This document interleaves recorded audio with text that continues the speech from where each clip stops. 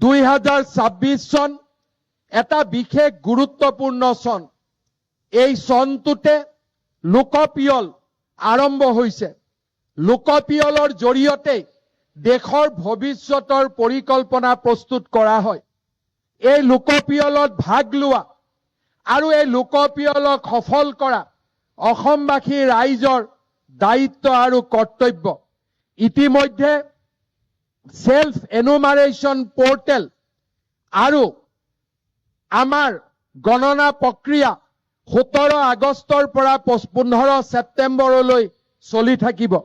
মই ৰাজ্যৰ জনতাক এই লোকপিয়লত স্বতঃস্ফূৰ্তভাৱে অংশগ্ৰহণ কৰিবলৈ সিদ্ধান্ত লবলৈ মই আহ্বান জনাইছো। বহি ৰাজ্যৰ পৰা আহি অসমক মাতৃভূমি বুলি গণ্য কৰা প্ৰতিজন লোক একোজন গৌৰৱী অসমীয়া।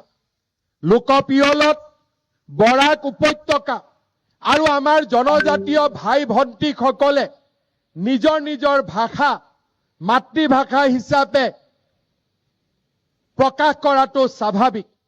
বৰাকত ৰাইজৰ নিজৰ চেতনাৰে নিজৰ নিজৰ মাতৃভাষা লোকপিয়লত প্ৰকাশ কৰিব।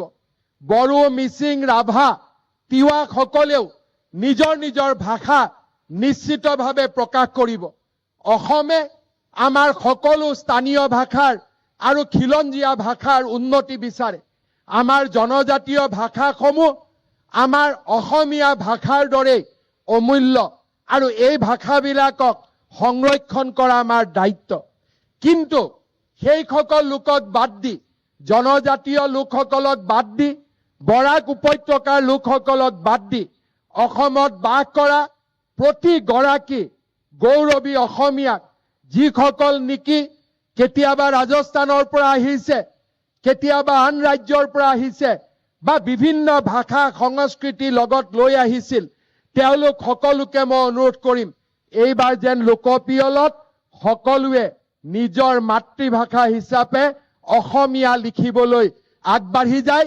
তাৰ বাবে মই প্ৰতিগৰাকী গৌৰৱী অসমীয়াক আহ্বান জনাম।